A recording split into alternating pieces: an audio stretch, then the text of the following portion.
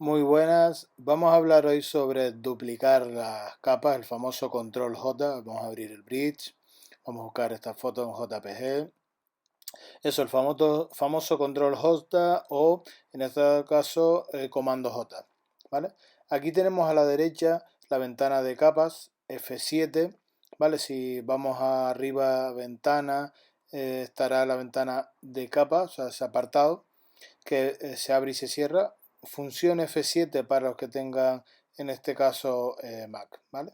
Aquí lo vemos, F7, abre y cierra esta en este caso ventana. Eh, Siempre lo idóneo sería trabajar por encima de la capa fondo. Si no tenemos un objeto inteligente, ya hablaremos de él. Bueno, aquí vemos a la derecha justamente esa doble especie de folio, ¿vale? Aquí abajo del todo está, pero eso dependiendo de cómo tengas organizado el Photoshop. Pero eso siempre ventana, capa o F7, me abre y me cierra la ventana.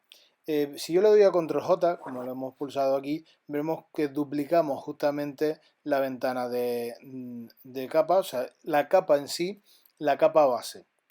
Son exactamente iguales. Si yo modifico la de arriba, por ejemplo, me voy a filtro, desenfocar, desenfoque gaussiano, y le damos bastante, vamos a subirlo, se modifica y en este caso, entre comillas, es irrecuperable.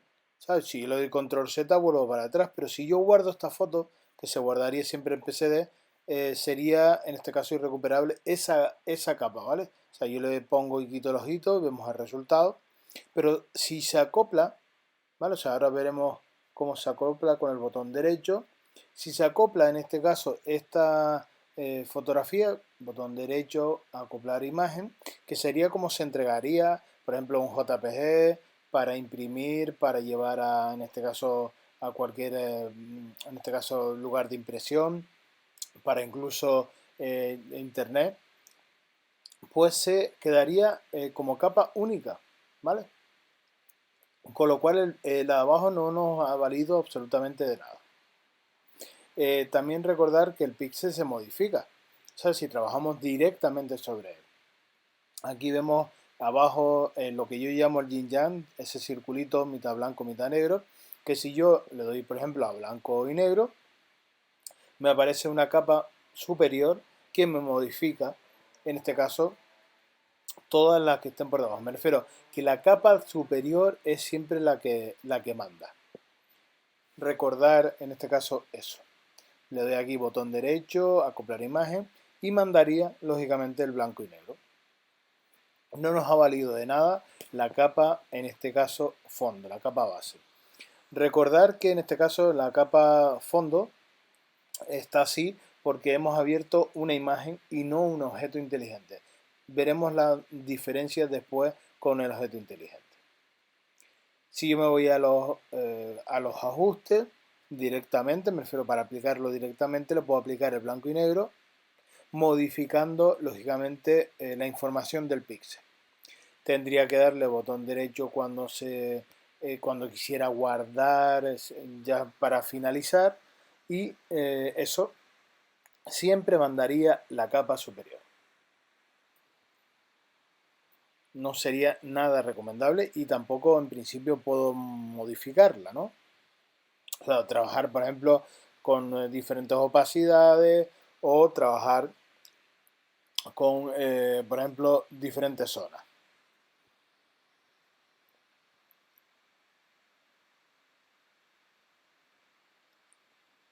Vamos a ver, plantearles eso siempre, que sería modificar la capa, que duplicaríamos el tamaño del archivo, recordarlo, que tendríamos que guardarlo de esta manera, que sería lógicamente siempre en PSD o en TIFF, pero eso no es modificable.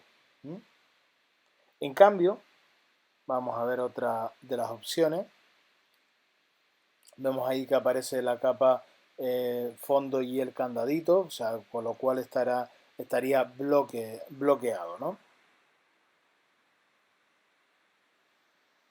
Vamos a ver.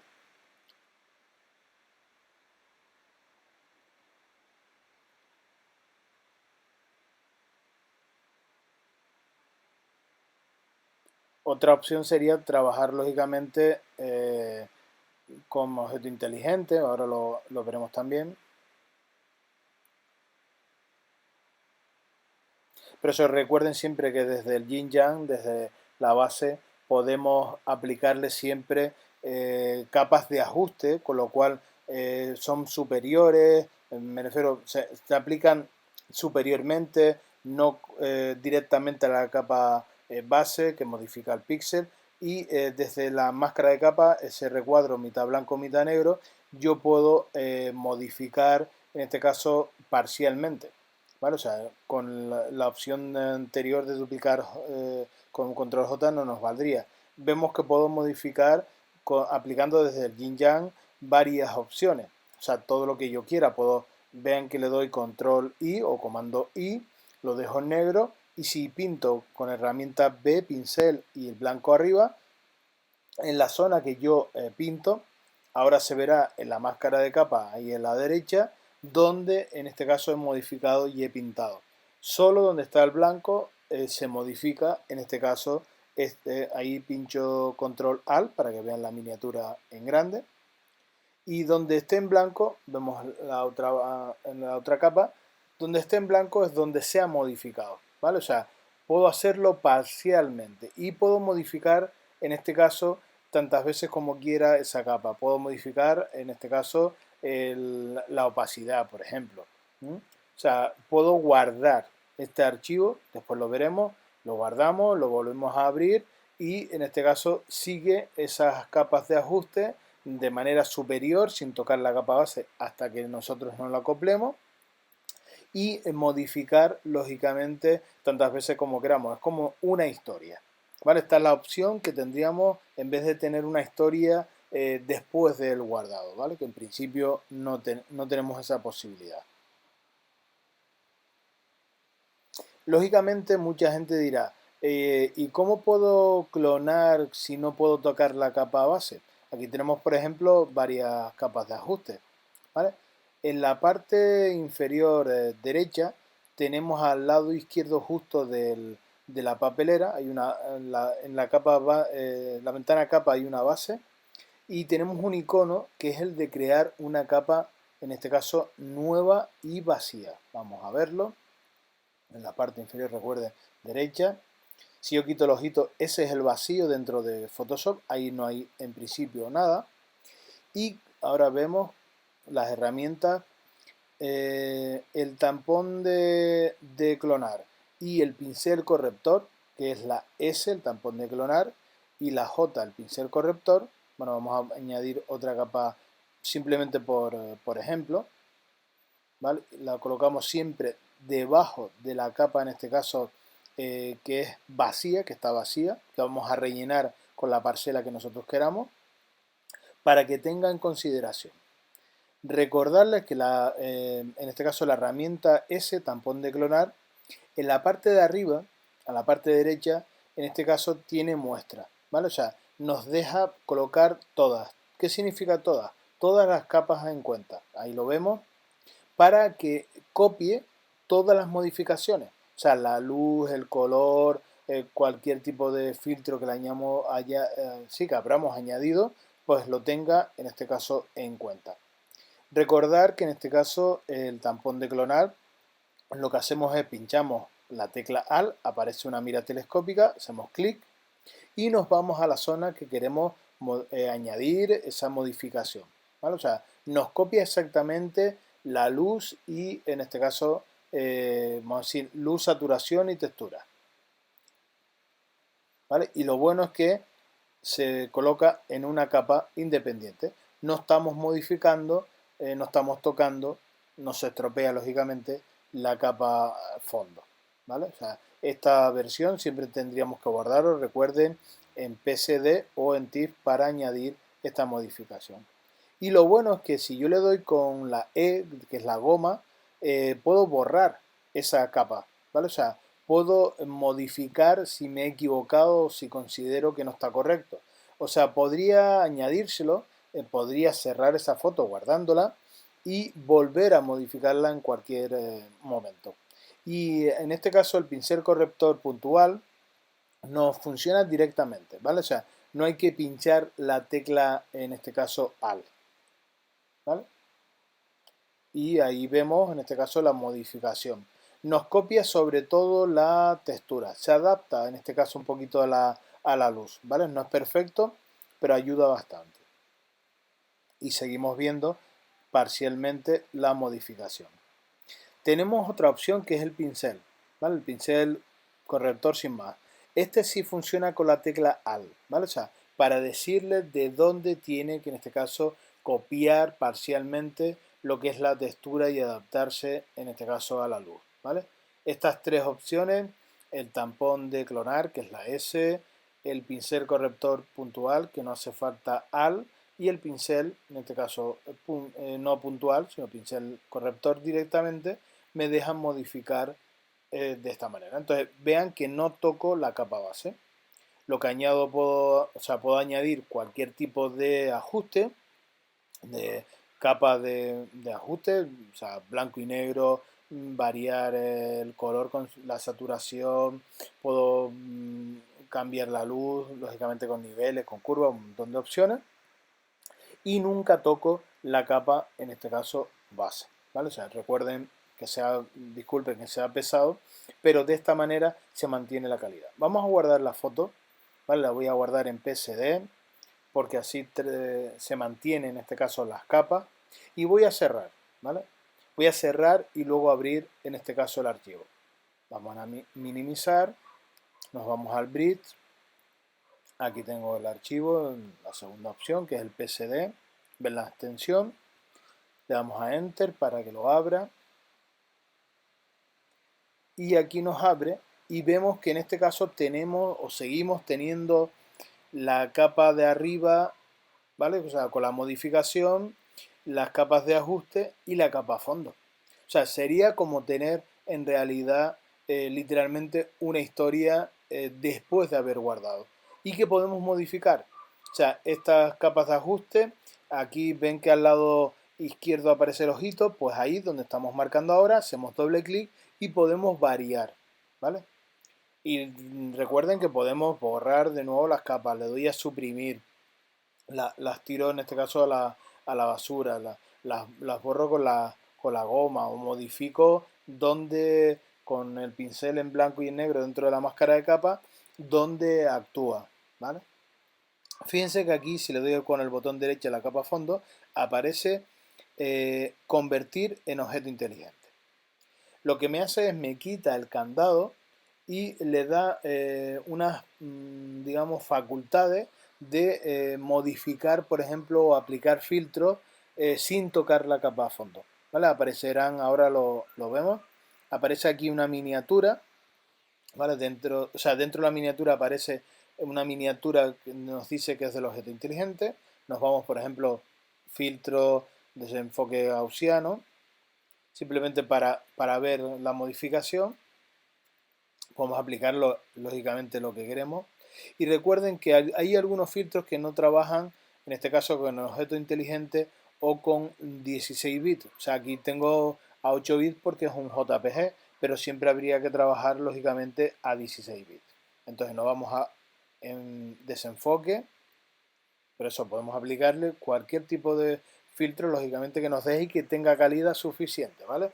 Porque hay muchos que no nos dejan y es porque son antiguos y no están, digamos, preparados para trabajar a 16 bits o con objetos inteligentes. Le aplicamos bastante, vemos el desenfoque y me aparece lo que es el filtro en sí, el filtro inteligente aquí debajo, ¿vale? Está dentro de la capa, en este caso que ahora es un objeto inteligente, me aparece la máscara de capa que puedo lógicamente pintar de negro y modificar, ¿vale? Y también puedo variar, aquí lo veremos ahora a la derecha, bueno, aquí le doy a control I y vemos que se invierte, con lo cual podríamos eso, trabajar por zona, ¿vale? O sea, aquí está en blanco, está aplicado a todo, ¿vale? Y en negro no estarían, digamos, en ninguna zona. Si yo cojo el pincel corrector, como les decía, cojo el negro, ¿vale? Y siempre arriba opacidad y flujo al 100%, el modo en este caso normal, Si yo pinto, ven que aparece en negro a la derecha, pero aparece un vacío. Es como si vaciáramos parte, borráramos, abriéramos un agujero, digamos, para que se viera lo que está debajo. Y así podemos aplicarlo parcialmente, ¿vale? O sea, que podemos dejarlo donde queramos, ¿vale? O sea, incluso se podrían hacer selecciones y aplicar. Vemos que aquí, si yo le doy a la derecha, hay una doble como flechita, yo puedo dejar el filtro con baja opacidad. Por ejemplo, no, porque no lo quiero tan intenso. Por ejemplo, si quiero crear una especie de, vamos a llamarlo de niebla, con la opción, en este caso, de duplicar el objeto, el objeto no, la capa, el famoso control J o comando J, no me dejaría, ¿vale? O sea, no me dejaría trabajar de manera parcial, de bajar la opacidad, de modificar las capas de ajuste, de trabajar con una capa independiente para modificar zonas, por ejemplo, modificar lo que son eh, la suciedad en el sensor, que quiero quitar una farola, que quiero quitar algo que me molesta dentro de la fotografía. Y recuerden siempre que nos dará mayor calidad, en este caso, esta opción de objeto inteligente. Vamos a abrir una fotografía, un RAW en realidad, para que vean la otra opción, que sería abrir desde un revelador, por ejemplo desde el cámara RAW, directamente, vamos a ir esta por ejemplo, no, a ver, esta de aquí, sí, le hago doble clic o enter y me la va a abrir no en el Photoshop, sino que lo va a abrir, lo voy a dar a la F, lo va a abrir dentro del cámara RAW, la antesala al Photoshop, ¿vale? Revelador del RAW. En este caso es un ORF porque es en este caso de Olympus. Puedo modificar lo que quiera y puedo abrir como objeto inteligente directamente. ¿Mm? Vamos a modificar aquí la sombra, bajamos un poquito la luz. O sea, simplemente variar un poquito para hacer un ejemplo. Y en la parte inferior derecha nos aparecerá la posibilidad de abrir la foto, que sería con la capa fondo normal y corriente, abrir una copia o abrir como objeto inteligente. ¿Vale? Le damos aquí el OK. Y aquí nos aparece el archivo. Le doy a la F ahora para moverlo. Pero vean, directamente me aparece una miniatura de un objeto inteligente. O sea, con lo cual puedo aplicarle lo que eran los filtros, las capas de ajuste. Vamos a aplicarle el filtro de nuevo para que lo vean, que actúa como antes lo habíamos aplicado.